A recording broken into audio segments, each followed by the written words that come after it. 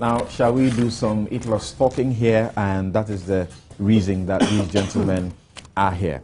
And talking about ITLOS, I'll just start on this note by reading the ruling that was unanimously given by the Chamber.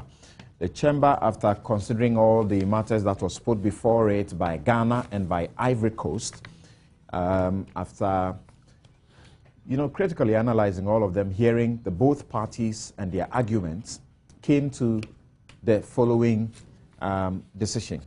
Number one, that Ghana shall take all necessary steps to ensure that no new drilling either by Ghana or under its control takes place in the disputed area as defined in paragraph 60. Okay, if you don't have all of this, you can't follow that one.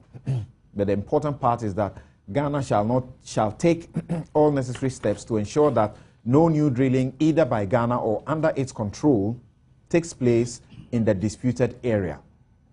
B, Ghana shall take all necessary steps to prevent information resulting from past, ongoing, or future exploration activities conducted by Ghana or with its authorization in the disputed area, and that is not in the disputed area that is not already in the public domain, from being used in any way whatsoever to the detriment of Cote d'Ivoire.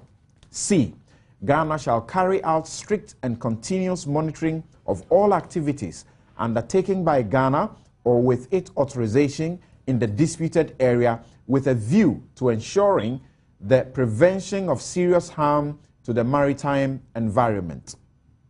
The parties shall take all necessary steps to prevent serious harm to the marine environment, including the continental shelf and its superjacent waters in the disputed area, and shall cooperate to that end. E, and finally, that the parties shall pursue cooperation and refrain from any unilateral actions that might lead to aggravating the disputes. This is what the court unilaterally decided, and then the judge that we appointed, ad hoc judge Thomas Mensah, also gave a separate opinion, simply emphasizing all of these points and the reason why the decision was a good one. I'll start with Prof. Fojo. Certainly, being a part of this team, this came to you as great relief, is it? No, it didn't come to me as a great relief at all. It came to me as absolutely no surprise whatsoever. And I'll explain why. You see, okay, but let me just make some preliminary points. Right. Now, you started off this program by saying that there was going to be a $1 billion loss somewhere, yes, presumably to Tallow and so on. Now, it's wrong. And I'm actually going to, Mr. Kojo is sitting next to me here, and I'm going to contest him vigorously on this issue, okay, because it is wrong, it is inaccurate, it is alarmist. Thank God you say you are not going to you are going to contest him and not me. Yes, it is alarmist, it is misleading, okay, and it is wrong. Okay. Okay, but I can understand how he could have come to that conclusion, because he did actually use publicly available information, which, yes, led him down that particular path. But Tallow is a professional company, and the approach that we have taken within the Ghana arbitration team led by the Attorney General has also been a highly professional one. There have been a large number of scenarios that have been looked at, and I can say with confidence, authority, whatever word you want to use, that there is not going to be a $1 billion loss to Tallow, because every single well that is necessary to be able to go to first oil in 2016 is, fortunately for us, this is the thing about maybe God having blessed Ghana or something like that. Fortunately for us, every single well is currently already in place. We don't need to do any new drilling, etc., to be able to go to first oil in 2016. And I should also emphasize that it is not as if we've been addressing the possibility of going to provisional measures since like January or February. We've actually been working very steadily on an entire range of issues since June, at least last year. Now, the full scope of documentation that we actually were in a position to present to the tribunal is 3,600 documents, wow. all of which make our point. So please, no, please, documents. Thank you. This is the amount of work that has been done, and Mr. Bakun here, who knows me quite well, will not be surprised that this is the quality of what has been, because it is a very important, very important and very serious matter. So back to the $1 billion business. Now, the information that he used, yes, it might lead him to that conclusion, but the fact is that as far as going to first oil in 2016 is concerned, it is possible, it is going to happen with the 10 wells, and they are going to be able to meet, targets with some degree of adjustment, because fundamentally, Tullow are highly professional. Now, also let's just kill this $1 billion thing right from the start, because you see, the market. When I say the market, I'm saying that very serious analysts from a large number of companies who provide advice have actually been looking at this very closely. And when you go to the Tullow website, they've got a list of the people who are the analysts who actually look at Tullow issues. And part of the job the Maritime Boundary Secretariat does is to monitor stuff related to every single company which works in the disputed area. So, very regularly we look at what's happening and tell what the market is saying. And please forgive me for taking some time on this. Don't worry, it's important. Because it's a matter of national interest that we're talking about here. And when misleading things are said, unfortunately, based on public information which is out of date, one has to correct it. Okay. Now, their firm put it up, so I might as well ask you to take a breather, so that he justifies the $1 billion cost fair enough, to Ghana as a result of the ruling. I will allow you to take the floor. Mike, thank you very much. How do you come to that calculation that this how much is going to cost us? Thank you. So first of all, let me say that although this is strictly speaking a matter of international maritime law, the consequences go beyond just law.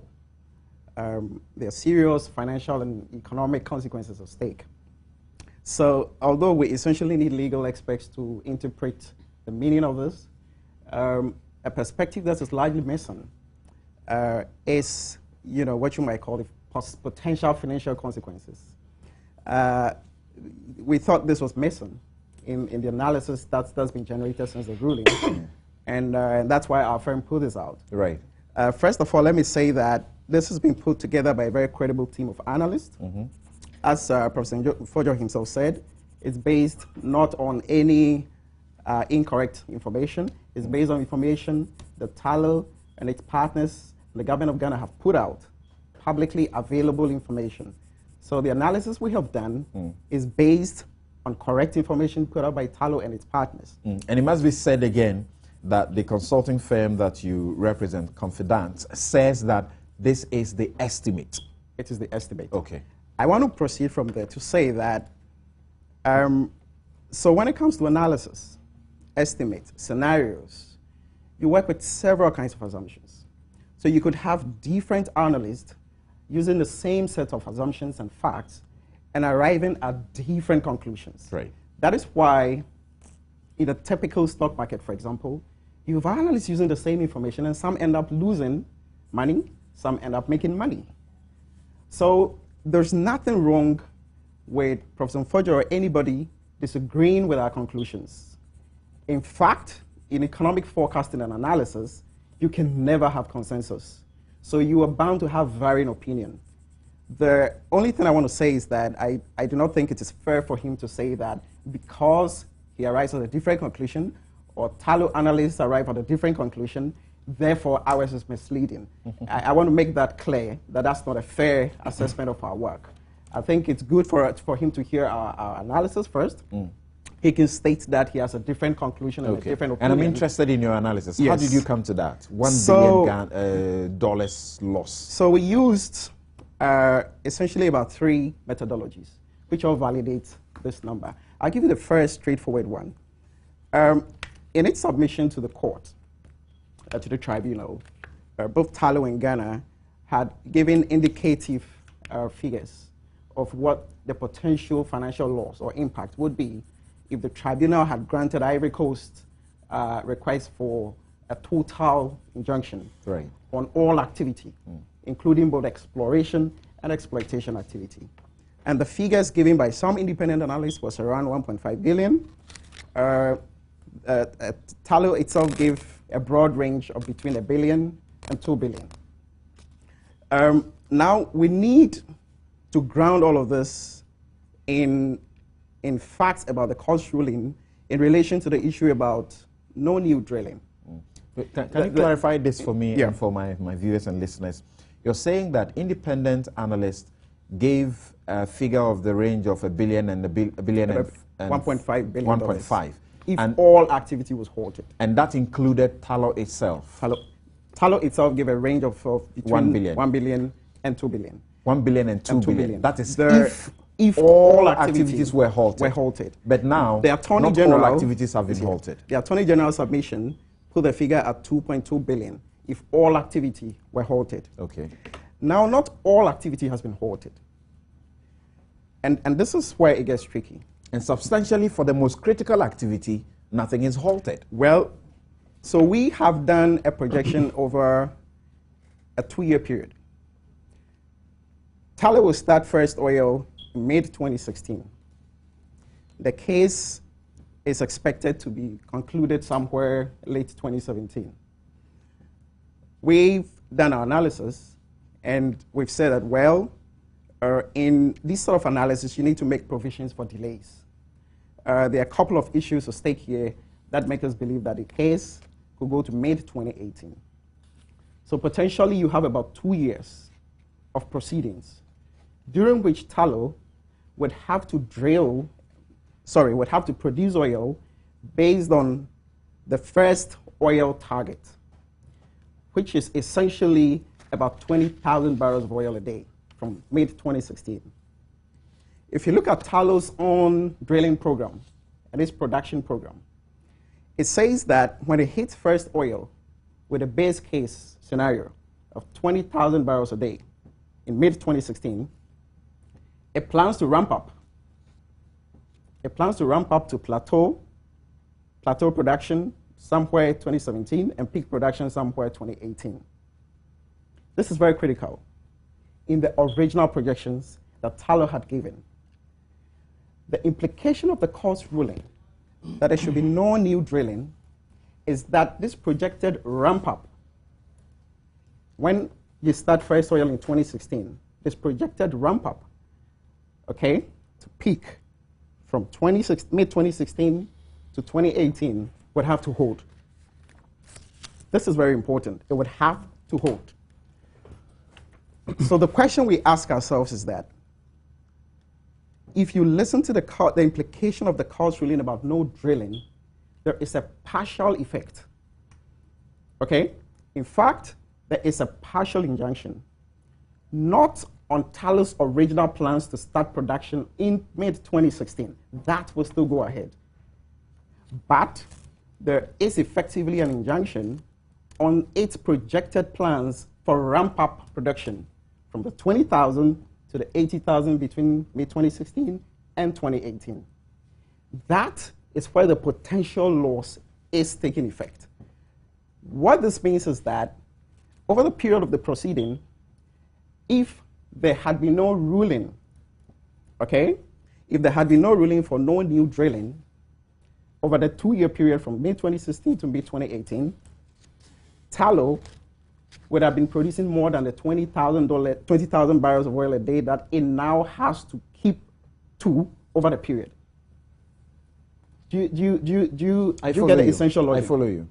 So there's a partial loss of about 2 years of production time. And let me just quickly apologize to our listeners on radio. I understand that we had a little difficulty, so there was a bit of a break in there. If you missed anything, the most important, essential point is that there's a firm, a consulting firm, Confidant, that says that Ghana is going to lose it's going to cost Ghana $1 billion because of this ruling. It's going to cost Ghana $1 billion. And that is what Professor Mfojo outrightly contesting. Outrightly. Extremely sharply contesting. Yes, just said that's not really the case. It won't work. And that's what Mike, who is with that firm, is explaining to us. And he has said earlier that independent analysts, including Tullow itself, and even government, had estimated that it was going to cost us about between $1 billion and $2 billion, between $1 billion and $2 billion, if what Ivory Coast was asking was giving. That is a total ban. So he's continuing with that explanation, and he's actually ending on it right now. I just want to clarify that Tullow will still start production in May 2016. Right. Okay?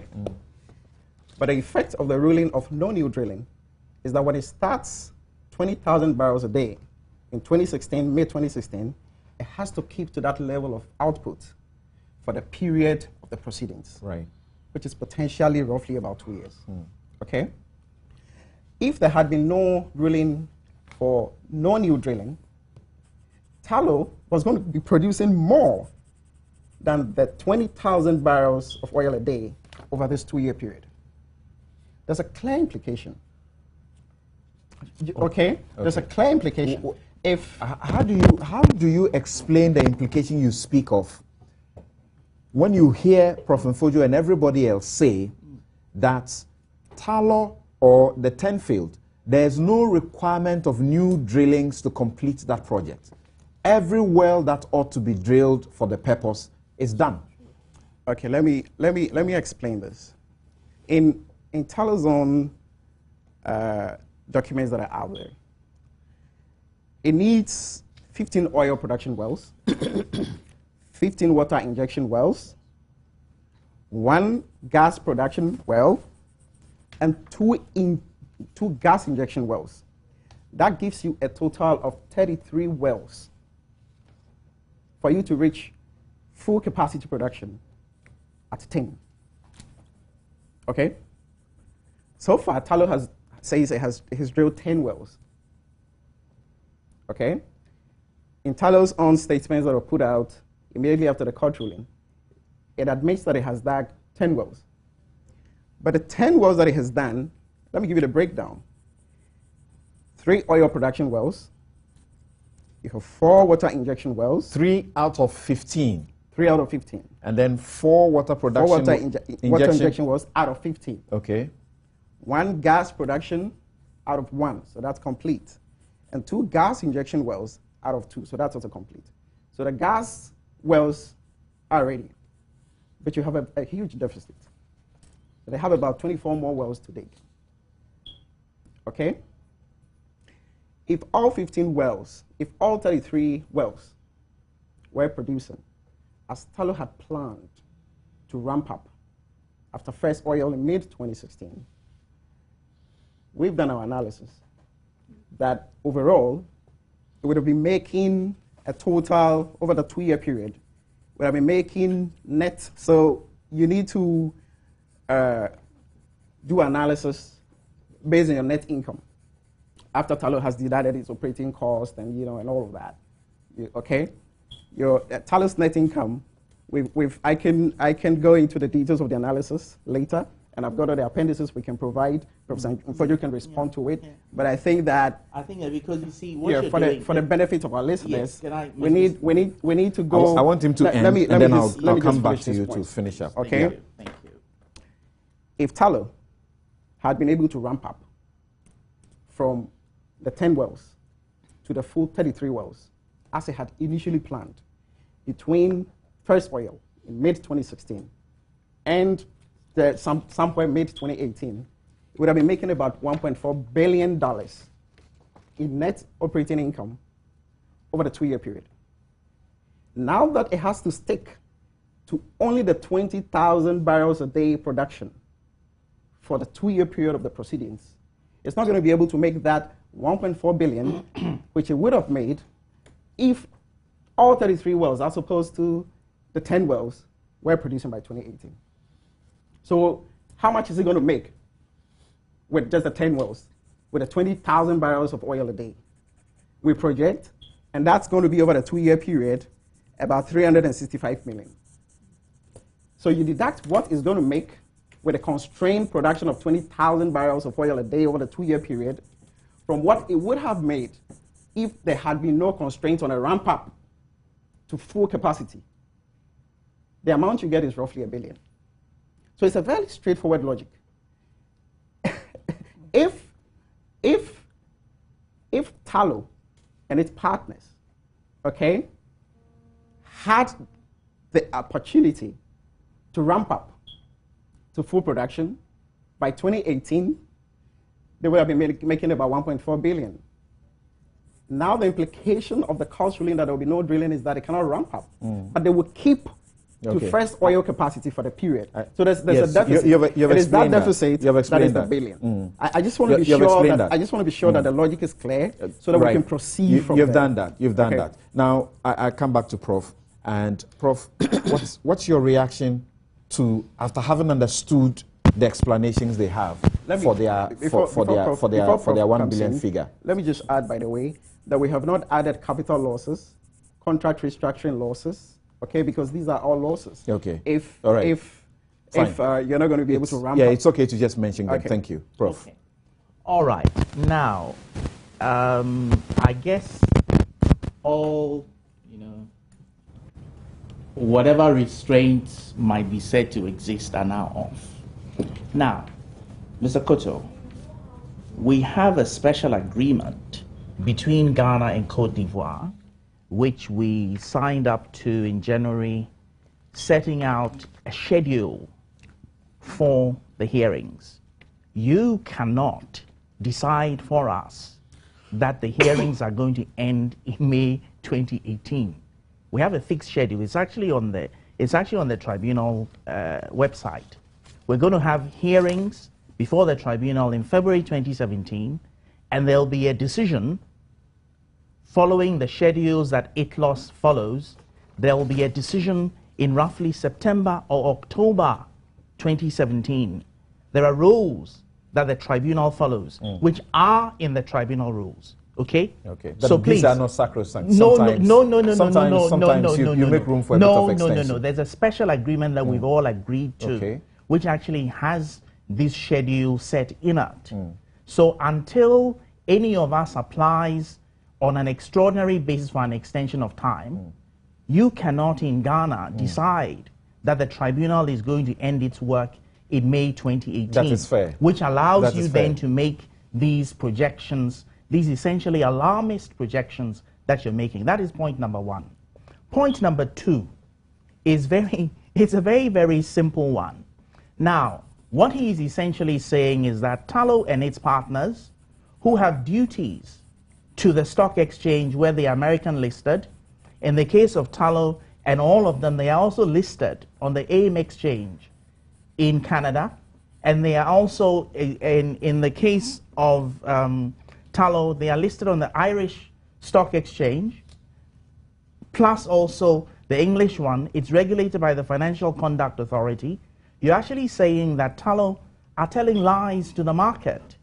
This is what you're saying. You're saying this is what you're saying. No. This is what you're saying. No. This is what you're saying. Something I need to come in here. No. Can I finish? No. He's had some time. But he's saying it's unfair. It is not. I'm sorry. I think that's all he has a problem with. Where you say he said they are telling lies. They have not said anywhere anybody is telling lies. Thank you. Just hold it there, please. No. If his deduction is that we've said Tullow make losses, and Tullow hasn't said anything about losses, then by implication Tullow is lying. No, that's not it. Okay, so let me also say that stock valuations are influenced by different factors. Okay. Okay. So this is what I want you to do for me. No, please, Mike. This is what I want you to do. Yeah.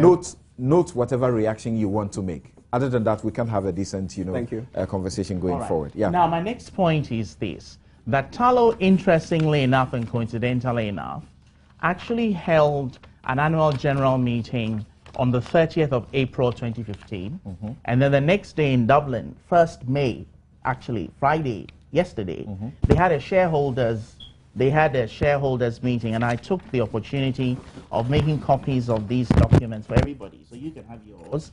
Mr. Michael can have his. So also Mr. Kobe. Thank you. And my dear friend, Mr. Gotubako. Thank you very much. Now, so in these particular statements, effectively statements in the market, they make absolutely no mention of any of these possible likely projected losses. They make absolutely no mention of those. You mean they shy away from that? Well, they make no, absolutely. This is the point that I was making about because if these statements are to be taken seriously by the government of Ghana and by all of us, if they are said to have substance, they have substance equally for the market.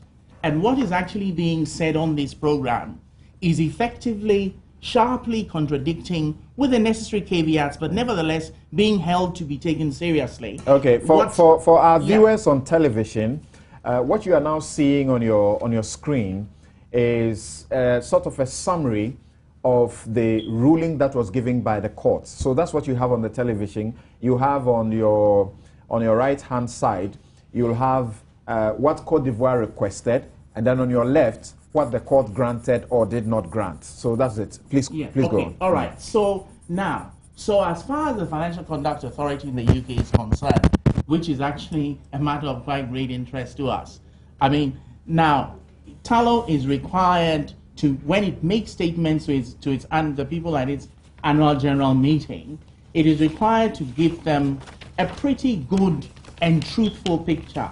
Now, this is what it says 2 days ago. This is what Tallow said. 10 project base case development. This is for the 10 project. 24 well development is what they anticipate. This is what they're going to get to.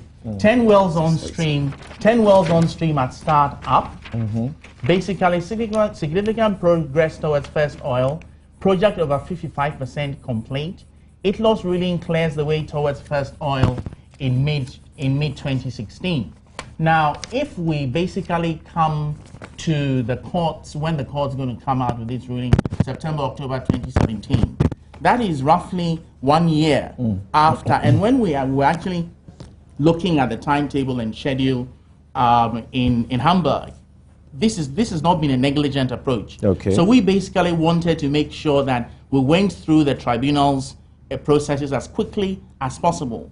The tribunal has a practice of being quick and smart. It is not the International Court of Justice. It is an alternative forum which does things speedily and is extremely expert.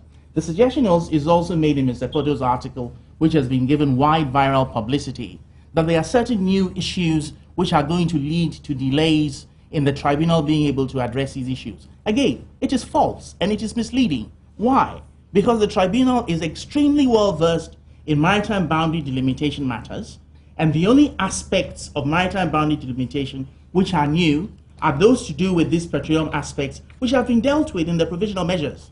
Professor Thomas Mensah is extremely expert, Judge Buguteya, they know every single thing that there is to know about maritime boundary delimitation. So to suggest that they are going to delay because there are some new issues which he does not actually even specify, again, it is false and it is misleading. It is really important that we get these things straight. And I should also add that we are in a situation where we have taken another country to court. We are in a situation where national interest is what should be paramount. I'll just restate that. We are battling Ivory Coast. National interest is what should be paramount. Okay? So you don't go put yourself in a situation where the court can even think that Tallow in its presentations to it was fudging things, telling lies here and there, little niggly things. Democracy, free press. Right. I see but your also fear. Also within the framework of understanding, yes. These are extremely important matters. And more importantly, and this is I'll come back to Mr. Koto's issues in a minute again. More importantly, in all this analysis, did he even ask the Tallow people for any of their views before he put this thing out as a broad and wide-ranging article? Okay, and you're still looking at the table there of the summaries of the request by Ivory Coast for provisional measures or the injunction, and what the court actually granted or did not grant, so to speak. And this was created by Kofi Bentil of Imani, Ghana. I can say that it represents the entire facts on the judgment. Now, I'll bring Theo in here. Now, just this bit that has somehow led the discussion unexpectedly. Tell me, from where you sit and the analysis that you have made so far, like he says, we should be acting patriotic and be oblivious of what appear to be potential issues. Is it fair to potentially look at some of these things that may come up? I didn't say that. Don't worry, forgive me. I did not say that. All right, Not to hold a brief for Prof, but and I don't really think that is what he meant to say. Right. However, we should recall that Talo did say that they were waiting for the government of Ghana. They are not party to the ruling. It's rather between Ghana, or government of Ghana and Ivory Coast. And so they were waiting for the government to come back to them and give them directions as to how to proceed. In the document that Prof just presented, which I also actually do have, in addition to the annual general reports that Talo has filed, the thing being said here is that it clears the way for first oil.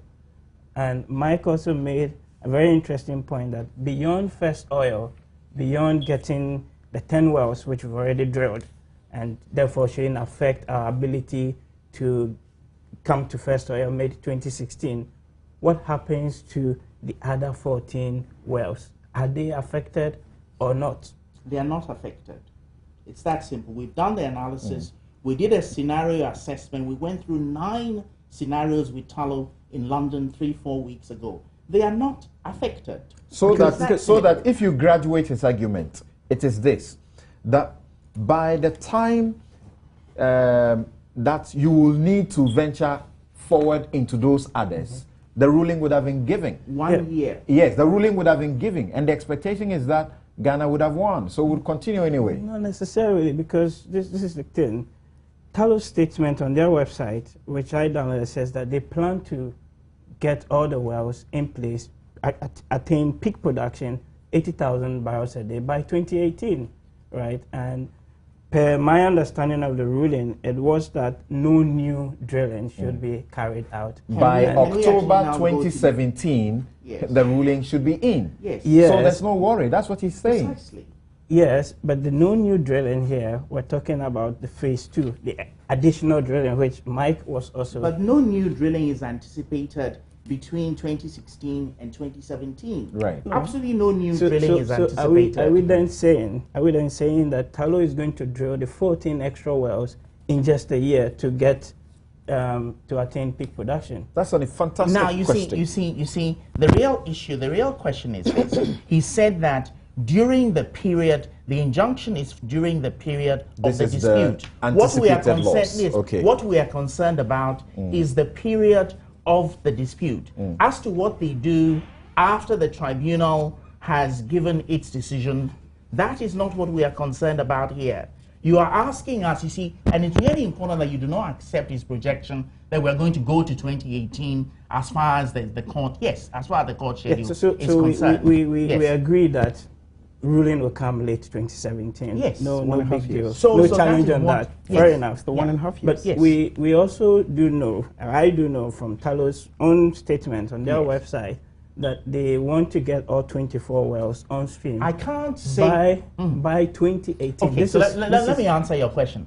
I can't speak for Talo in terms of what their engineering and technical ramp-up issues are. What I can say is that during the period of this, of this order, which is up until October 2017, the wells that they luckily for us, have in place will actually be adequate to meet the target set for that 1 year period. So if I get you, and what Ghanaians want to understand, Theo, just for a second, if I get you, what you're saying, bottom line, is that 10 will meet its targets. Yes. And that there will not be changes that will affect Ghana's oil production? No. This is my point. An absolute no? Yes. You see, because no, hold on. It's not your 10 yet. It's not your 10 yet. An absolute no. I find that quite difficult to believe from where I sit. Perhaps he has more information than I do. I do. But on the basis of the public available please, information... Let's deal with things this way. The ITLOS website has been available.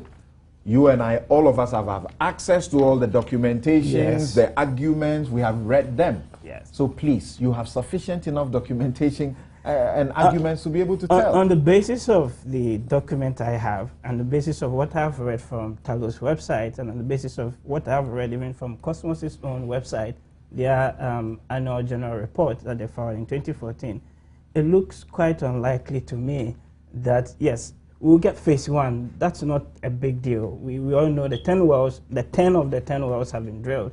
But the 14 additional wells, I find that difficult to believe that they're not going to be affected one way or the other. Because you think that even temporarily, even if the ruling does not affect the target that was set, as far as using the 10 wells is concerned, that after the ruling, there will be an effect, because you cannot do the new drilling of the 14 wells within a short time. Yeah, and the drilling of the 14 wells has to have occurred between 2016 onwards to 2018 when they want to attain peak production. So that's a loss. Not necessarily a loss. It could be a that deferred. Delay occasions a loss. I would say it's actually deferred production, right? And so you can say it's a loss, fair enough, but it's something that you've deferred. Potentially, if Ghana were to win, all of this, you can get that back. This is on the assumption that Ghana would have won. Exactly. Yeah, but can I come in here? No, please, Samson. No, just I'll let Michael come in. Again, I want your quick reaction to Prof. Mfojo's absolute claim that there will be no changes to our oil production. The targets have been met as far as the 10 project is concerned, and that there's no worry. Let me just quickly clarify. I think Professor Mfojo has completely understood the intent of our analysis. The suggestion that this is a national issue, we should all be patriotic, and therefore we should run away. We should run away from the facts and the figures. That's most unfortunate. Okay, he didn't also say that exactly. No, but that's implied. That's my question. Impliedly. So go ahead. Number 2, we have not said anywhere that Talo has misrepresented figures to investors. Analysts do their own work. I'm not a journalist, so that when I do a report, my firm does a report, we go and seek Talo's opinion. We're independent analysts. We put our facts there. If Talo disagrees with us or any other analyst disagrees with us, they put their facts there. That's how the marketplace of ideas works. Right. Number 3, he's presented this rating figures, of Talos stocks by other analysts. Let me make it absolutely clear that the point of our analysis is not that the 10 project is unviable, or that the 10 project would not in the long term achieve its profitability goals. That's not our point at all. Okay. Now, when stock analysts are doing valuation, they forecast. They are taking the long view. They are looking at the medium to long term feasibility of the project. And that is not in any doubt. Right. All we are saying is that a project can still make short-term losses and still be profitable in the medium to long term. We have not doubted the viability of the 10 project. Okay, it is still viable, but we're just saying that given the development and the ruling, there's a partial, I think the logic is fairly straightforward. Talo and government itself has presented before the tribunal that if it's a total injunction, we're going to lose up to about 2 billion. That's right. There is a partial injunction on the ramp up to peak, which would have happened. That is lost production time. And this can be expressed in monetary terms. Okay. That is all we have done. So I just want to reiterate. wants to speak quickly to your reference to partial injunction. Okay. And then we'll take a break and return. Thank you very much. To look at this issue in a perspective other than 1 billion loss or whatever it is. Well, okay. Now look, you see, okay, let me just read from the Special Chamber's and explain the logic behind the special chamber's decision. And I will revert briefly to being a lawyer. Okay, and which part is this that you're reading? Actually, it's from the press release, paragraph... The press release? Yeah, paragraph 99 and paragraph 100 and 101. I'll revert briefly to being a lawyer. But fundamentally, if you imagine that part of how the approach that the Ghana government and myself has taken to this business is a narrow legalistic approach. It is completely false. Okay. We went with an 18-member delegation in which all the relevant disciplines were represented. That's correct. Geology, geography, coastal, everything. I say it's a solid team because I am aware of a few things around there. Yeah, thank you. In fact, so the suggestion that your lead lawyer, I understand that they do like one case in a year. Oh, the lead lawyer. Yeah. No, that's not even true. I don't mean they don't get cases. No. I don't mean they don't get cases. What I mean is that if he does one case in a year, that is enough to keep his own firm running for the next 10 years. Yeah. So he's one of the best. Yeah, he is one of the best. That's one of the best. Okay. So go on. You're reading a portion of the ruling. So now, this decision actually has a certain logic behind it.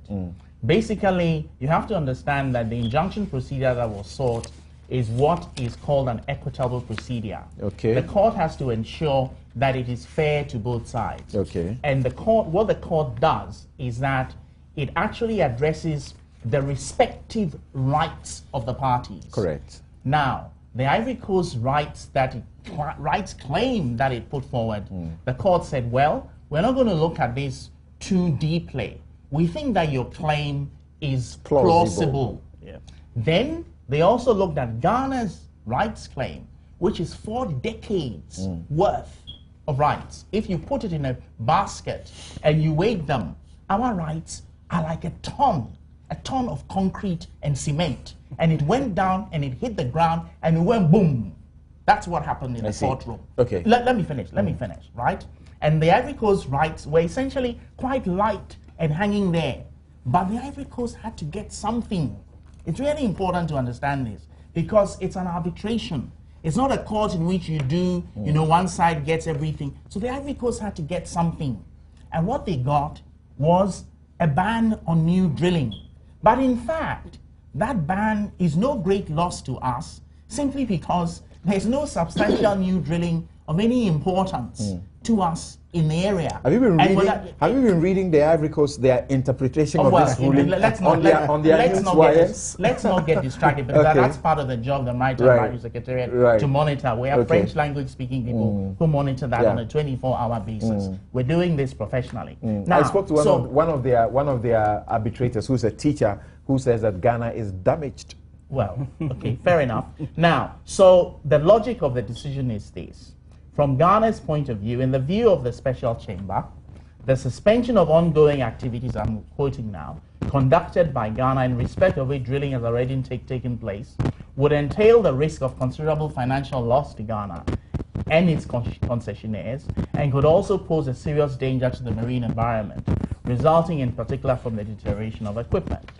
The court therefore considers that an order suspending all exploration or exploitation activities conducted by or on behalf of Ghana in the disputed area, including activities in respect of which drilling has already taken place, would cause prejudice to the rights claimed by Ghana and create an undue burden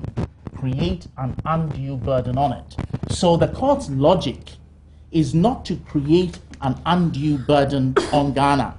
Essentially, when you look down to it, this long segment has been doing is we're arguing how much is Ghana, Talo, Cosmos, Petro SA, and Anadarko going to lose over a 1-year period.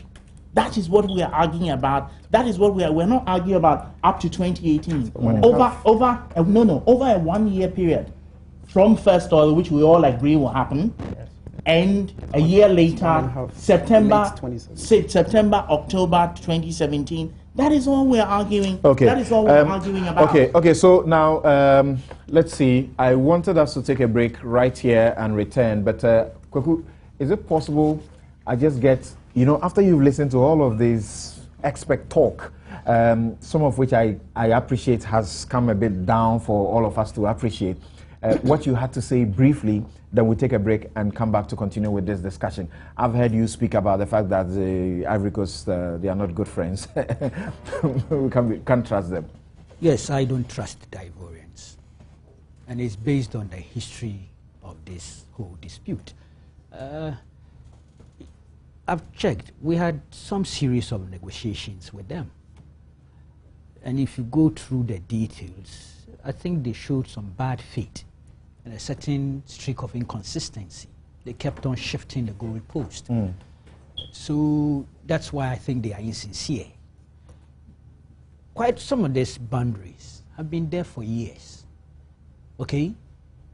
We've been doing our exploration activities there for many years. Sometimes even we wrote to them to give us permission for some of the ships, the drilling ships, to go into their boundaries in order to continue activities within our own side. They considered. I have some of the electeds here. You know, 2008, we wrote to them. This is what Chachuchikata speaks about, the manner in which they gathered their evidence to put before the court. So haphazard and not trustworthy. Yes, we have. The Ministry of Mines and Energy gave us permission. You know, this is dated December 22nd, 2008. There's another one here dated 6th February 2009. Implicitly, they were admitting that those areas that we were exploring were our own. They had no difficulties with it. We were asking them, because of the nature of the place, that the ships could obviously enter their maritime domain. And so we're asking them permission to be allowed to, you know, so that it doesn't appear as if you are violating their sovereignty or territorial integrity. They admitted all those things. Suddenly, because of the awareness that that place is oil rich, gas rich, they've raised the, you know, the red flag, and that's why I think they are insincere. But looking at this judgment, I agree. I instinctively, to be honest, pre the judgment, I didn't give them a dog's chance to even get an interim injunction. Okay. I was driven by both nationalism and irritation and emotions and all the rest, and I said so. Then this judgment came out, and I realized it was a partial thing. I mean, like an attempt to be equitable. Yes, Professor Mfodio just used that word. Yes, I was angry, let me be honest, with even the judgment. But it was when I got the press release and read it, then I saw the balancing act that the court had to pursue. And I began to think deeply, and I said, oh, this, I think, was inevitable. I see. It was to be expected. Because there's a protracted litigation out there. I still believe that Ivory Coast does not even deserve what they got. But the court would not have been looking well in the eyes of the world if it just went out. That's a court. Here we are talking of a tribunal. They want to be sure that they are going through all the facts, all the details, and that any side that loses would have the consent. You see, so you don't rush. I still think they will lose. I still think the Ivorians will lose this battle because history and the evidence available will not favor them. Okay, Koku, I think this is a fine point to end. Okay. And when we come back, a bit of what Koku has just raised will be looked at, whether or not the courts may be predisposed to look at this issue on the equitable doctrine that Theo speaks about, and of course Mike may want to refer to, or they will simply say, because you slept on your rights for over 4 decades, just shut up and put up. We'll be right back.